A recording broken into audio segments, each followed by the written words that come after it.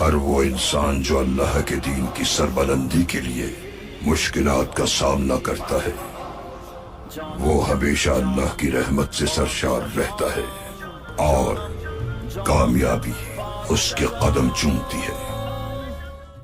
قسمت چمک موٹھی بہاولپور کی،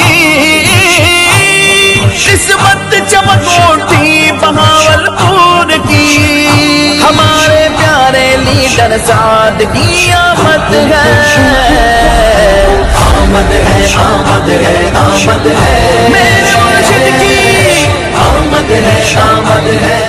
وہ تم یہاں بیٹھے ہو اپنے تخت پر، وہاں مسلمان بیٹی پکار رہی ہے، ان کو کیا پتا ہو؟ شاہ جی بات وہی ہے کہ جن کے پاس عزتیں ہونا وہی عزت کے رکھوالے ہوتے ہیں، بے غیرت بندوں کا یہ کام نہیں ہوتا۔ قوم کی بیٹی آج غیروں کی جیلیں گزار رہی ہے اور جرم بھی کوئی نہیں۔ جرم کیا ہے کہ لا الہ الا اللہ محمد رسول اللہ پڑھا ہے، بس، اور کوئی جرم نہیں۔ اگر یہ جرم ہے تو پھر ریمنڈ ڈیوس یہاں سے کیوں بھاگ کر گیا ہے؟ کرنل جوزف یہاں سے کیوں بھاگ کر گیا ہے؟ کس نے اس کو اس ملک سے بھگایا ہے؟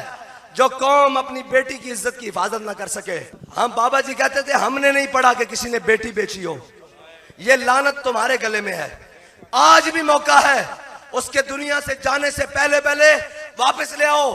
یہ بھی تاریخ میں لکھا جائے گا کہ ایک ایسی قوم تھی جس کی بیٹی کو غیر اٹھا کر لے گئے تھے، لیکن انہوں نے اپنی بیٹی واپس لے کے دم لیا تھا۔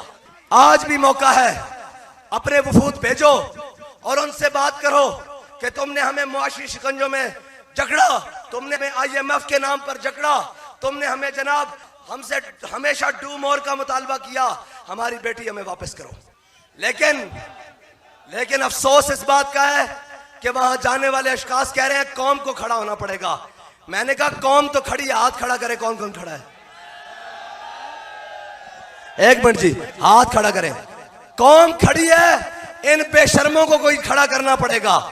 اور ہم کہتے ہیں ہمارے اسلام آباد جانے سے پہلے پہلے کھڑے ہو جاؤ، اپنی بیٹی کے لیے کھڑے ہو جاؤ، اپنی بیٹی کی عصمت کے لیے کھڑے ہو جاؤ، اپنی غیرت کے لیے کھڑے ہو جاؤ، ورنہ یہ نہ ہو کہ تمہارے سر پر محمد عربی کے غلام کھڑے ہو جائیں۔